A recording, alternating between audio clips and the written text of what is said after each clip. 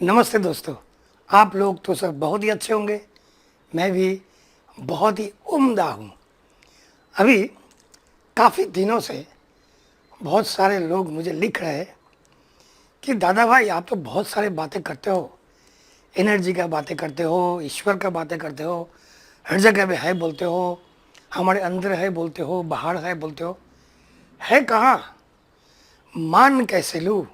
हमें तो कभी दिखाई नहीं दिया, तो आपको कैसे दिखाई देते हैं? भाई लोग, बहन लोग, हमें दिखाई नहीं देता है। ईश्वर कोई देखने का चीज़ नहीं होता है, उनको महसूस करना पड़ता है, उनको फील करना पड़ता है। उनका जो अनुभूति है, उनका वो आने से, अंदर आने से नहीं, वो तो है ही है। लेकिन जिस दिन आप समझ जाओगे किस रूप में ईश्वर आपके आमने सामने, आपके अंदर, आपके चारों ओर कैसे आपको घेर के रखे हैं, जिस दिन आपको वो अनुभूति हो जाएगा, उसी दिन आप मान लो आपका दीक्षा हो गया, आप गुरुमुख हो, आपको निर्वाण प्राप्ति हो गया। इस मामले में स्वामी मुकुंदानंद बहुत बड़े ओरेटर है, बहुत बड़े मोटिवेशनल स्पीकर है। उन्होंने 2-3 स्टोरी बोले हैं बहुत बढ़िया। उनका स्टोरी मैं आपको सुनाता हूँ। वो क्या बोले हैं? एक आदमी ने एक डॉग, कुत्ता, कुत्ता शब्द सुनने में थोड़ा अजीब लगता है, फिर भी और कोई अलग शब्द है नहीं। एक आदमी ने एक कुत्ता खरीद के लाया, छोटा सा पपी। उसको बड़ा किया, ट्रेन किया, उसको हर रोज खेलने के लिए ले जाते थे, बाहर बॉल फेंक के मारते थे। वो कुत्ता बॉल लेके आता था। रिट्रीवर होता है ना, कुत्ते को कोई भी चीज़ आप फेंक के दो खेलने के लिए, वो फिर लेके आते हैं। तो बॉल फेंकते थे, कुत्ता बॉल लेके आते थे। एक दिन वो आदमी एक लेक के किनारे में गया, एक पानी के किनारे में, तालाब के किनारे में गया और बॉल तालाब में फेंका। वो देखना चाहता था कुत्ता क्या करता है।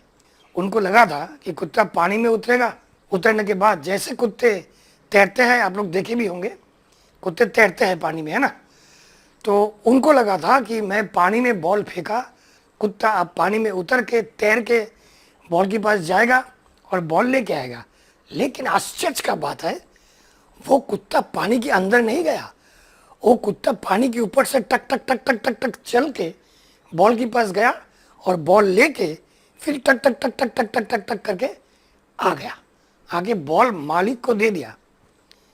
आदमी को लगा ये क्या हुआ, कुत्ता पानी के ऊपर चले कैसे? चलो फिर से देखता हूँ। फिर से बॉल फेंका पानी के अंदर, कुत्ता फिर से टक टक टक टक टक टक चल के पानी के ऊपर से चल के बॉल के पास गया, बॉल लेके फिर टक टक टक टक टक टक करके आ गए। मालिक, वो कुत्ता का मालिक जो हमारे भाई साहब, उनको लगा मैं शायद कुछ गलत देख रहा हूँ, थर्ड टाइम करके देखता हूँ। फिर उन्होंने पानी के ऊपर बॉल फेंक के मारा, कुत्ता फिर से पानी के ऊपर से चल के गया, बॉल लिया और पानी के ऊपर से चल के वापस आ गया। आदमी ने बोला ये तो चमत्कार है, मिरेकल है, ये तो कोई ऐश्वर्यिक जादू है, चलो लोगों को बताना पड़ेगा। नेक्स्ट मॉर्निंग, अगले दिन, वो पड़ोसी को बुलाया। पड़ोसी को बुला के बोले कि चलो भाई साहब आपको एक चीज़ दिखाता हूँ। वो कुत्ते को भी साथ ले गया, पड़ोसी साथ में आए। पड़ोसी के बोलो चलो आप देखो नज़र लगा के मैं क्या करता हूँ। वो आदमी ने, वो भाई साहब ने बॉल पानी में फेंका, कुत्ता पानी के ऊपर से टक टक टक टक टक गया बॉल के पास, फिर टक टक टक टक टक आ गया पानी के ऊपर से चल के। तो भाई साहब पड़ोसी को पूछा देखा आपने क्या हुआ? पड़ोसी बोले हाँ देखा। लेकिन उसके मन में, उसका चेहरे पे कोई आश्चर्य कुछ थे नहीं कि कुछ मिराकल देखा, ऐसा कुछ लग नहीं रहा है। तो हमारा दोस्त भाई साहब ने क्या किया, बोले फिर से देखो। फिर से पानी में बॉल फेंका, कुत्ता फिर से पानी के ऊपर से गया चल के और चल के बॉल को वापस ले आया। अभी हमारे भाई साहब ने पूछा पड़ोसी को देखा? पड़ोसी बोले हाँ देखा, और कुछ नहीं बोलते हैं। हमारे दोस्त भाई साहब को लगा अरे ये आदमी क्या है, बेवकूफ़ है क्या, उनको दिखाई नहीं देता पानी के ऊपर से कुत्ता चल के जा रहा है और चल के आ रहा है, डूब नहीं रहा है। बोला चलो थर्ड टाइम करके दिखाता हूँ। थर्ड टाइम आदमी ने बॉल फेंका पानी पे, कुत्ता पानी के ऊपर से चल के गया और फिर चल के आ गया। फिर हमारे भाई साहब ने पूछा पड़ोसी को, देखा? पड़ोसी ने बोला हाँ देखा। हमारे भाई साहब बोलते क्या आदमी है आप, आपको दिखाई नहीं देता है कि क्या हो रहा है? हमारे पड़ोसी बोले हाँ दिखाई दे रहा है, आपको कुत्ता को तैरना नहीं आता है, उसको स्विमिंग नहीं आता है। तो ये कहानी से आपको क्या मालूम पड़ा? जो हम देखना चाहते हैं, अगर वो चीज उस ढंग से हमारे सामने नहीं आते है तो हमें वो दिखाई नहीं देता है। हमारे दोस्त भाई साहब वो चाहते थे कि मिराकल देखे, उनको दिखाई दिया कि कुत्ता पानी के ऊपर से चल रहा है।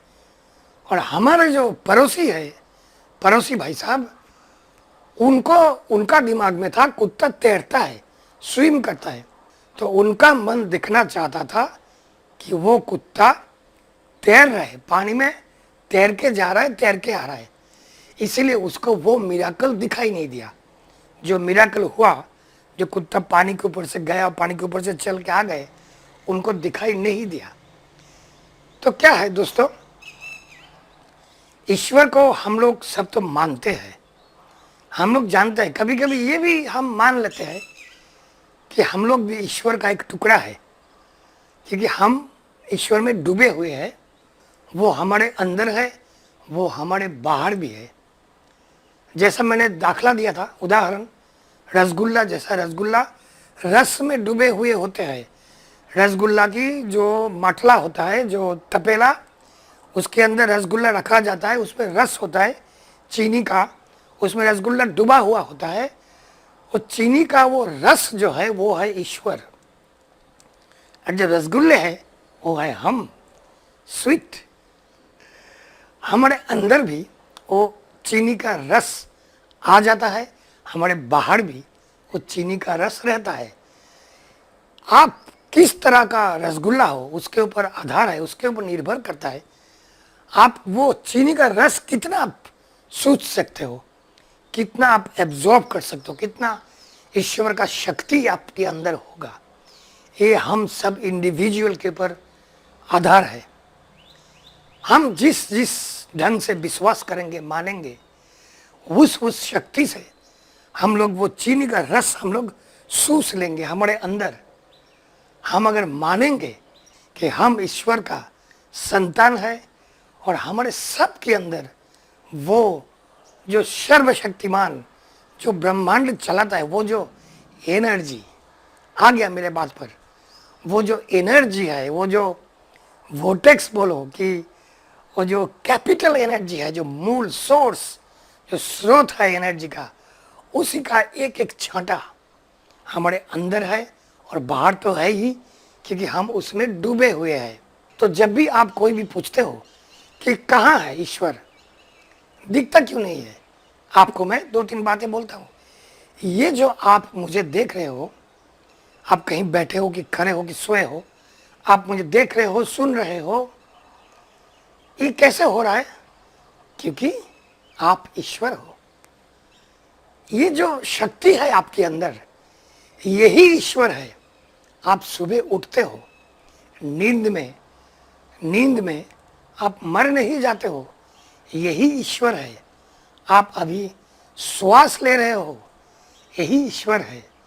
आप जो आमने सामने मिलते हो, एक दूसरे से बातचीत करते हो, बिजनेस डील करते हो, आप जो बात करते हो, उनकी बात सुनते हो, आंखों से देखते हो, नाक से सूंघते हो, है ना, तरह तरह का सक्सेसफुल कोई नेगोशिएट करते हो, शादी करते हो, बच्चे पैदा करते हो, ये सब ईश्वर है। लेकिन हमें दिखाई नहीं देता है, हम ढूंढते रहते हैं। हमको लगता है ये जो सब हो रहा है ना, ऑटोमेटिक हो रहा है। ठीक बात, ऑटोमेटिक हो रहा है, लेकिन ये ऑटो ड्राइवर कौन है, चलता कैसे है? आपको कभी अंदाजा, कभी सोचा आपने चल कैसे रहा है भाई? ये जो हर एक एटम, हर एक चीज स्विच देते हो, पंखा चालू हो जाता है, स्विच देते हो एसी चालू हो जाता है, फोन उठा के डायल करते हो, दुनिया की कोई भी कोने पे कोई भी काका बैठा है, आप उससे बात करते हो। ये सब आप लोग को दिखाई नहीं देता है कि ये सब ईश्वर है। आप ढूंढते रहते हो। आप जिस ढंग से, जिस पैकेज में आप उनको देखना चाहते हो, अगर वो पैकेज में वो आपके सामने नहीं आया तो आपको लगता है कहाँ ईश्वर है। लेकिन हर वक्त आपके सामने पड़ा है। अब आपकी हर एक श्वास में जो उठ रहा है, जो भर रहा है, निकल रहा है, ये अगर ईश्वर नहीं है और कौन है। हम उनके तरफ, ईश्वर की तरफ आभारी रहने में चूक जाते हैं। हम भूल जाते हैं थोड़ा सा आभार प्रकट करने से, क्योंकि हमें दिखाई नहीं देता है। हमको हमारा मन पसंद पैकेज दिखाई नहीं देता है। ईश्वर का जो पैकेज हमने सोचा है ना, ऐसा दिखता है, ऐसे लंबे है, ये उनका गोरे रंग है कि काले रंग है कि दाढ़ी है कि हाथ में कुछ है, ये ढंग से जब तक दिखाई नहीं देता है हमें लगता है वो नहीं है, ये गलत बात है। ये तो हमारा मन ऐसा है ना, ईश्वर ने बनाया कि भाई तू मुझे जैसा देखना चाहता है वैसे सोच, सोचना तेरा फ्रीडम है। तो हम लोग सोचने लगे। लेकिन जिसका बुद्धि थोड़ा प्रकट होता है, जिसका दीक्षा प्राप्ति हुआ, जिसका मन खुला है, जो व्यक्ति के अंदर सरलता है, ज़्यादा कॉम्प्लिकेट नहीं करते हैं लाइफ को, जो लाइफ को जैसे आते हैं वैसे लेते हैं। रामकृष्ण परमहंस, उनको कोई ना कोई आकार में ईश्वर दिखाई दिया था, शायद जरूर दिखाई दिया होगा। कुछ आकार में, कुछ आकार में शायद नहीं दिखाई दिया होगा। हर एक आकार में उनको ईश्वर दिखाई दिया। यही बात है। हर एक आकार में, हर एक व्यवहार में, हर एक प्रकृति की कोई भी मूवमेंट में आपको जब ईश्वर दिखाई देगा, जब आपको महसूस होगा कि ये ईश्वर के कारण हो रहा है, तब मान लो आपको ईश्वर प्राप्ति हो गया। तब आप जो चाहते हो आप वो कर सकते हो। ऐसा परम विश्वास आपके मन में जिस दिन हो जाएगा कि मैंने ये हाथ उठा रहा हूँ, ये हाथ जो मैंने ऐसे ऐसे हिला रहा हूँ, वो भी क्योंकि अंदर बैठे हुए जो ऐश्वरिक ईश्वर का जो पावर, जो एनर्जी मेरा अंदर है, वो इस ढंग से प्रोग्राम्ड हो रहा है कि मेरा हाथ हिल रहा है ऐसे ऐसे। ये बात जब आप बहुत इजी बात है, कुछ नहीं, कहीं भी जाना नहीं है, कहीं ज्यादा सवाल खुद को मत करो और मुझे भी मत करो। ये समझ लो कि जो भी हो रहा है, ये जो एनर्जी के कारण हो रहा है, सब कुछ एनर्जी, पूरा विश्व ब्रह्मांड में एवरीथिंग इज एनर्जी, सब कुछ एनर्जी है। और वो एनर्जी क्या है, कौन है? वही ईश्वर है।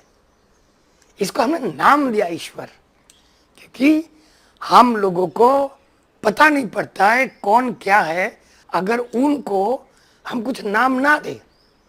तो बहुत मिलियंस ऑफ ईयर्स पहले, लाखों साल पहले, कोई ऐसे बुद्धिमान व्यक्ति होगा कि भाई चलो इस एनर्जी का कुछ नाम देते हैं।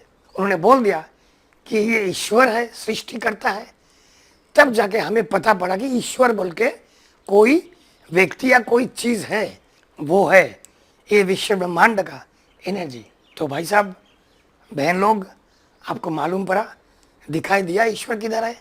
आपके सामने है, आपके पीछे है, आपके दाएं बाएं चारों ओर।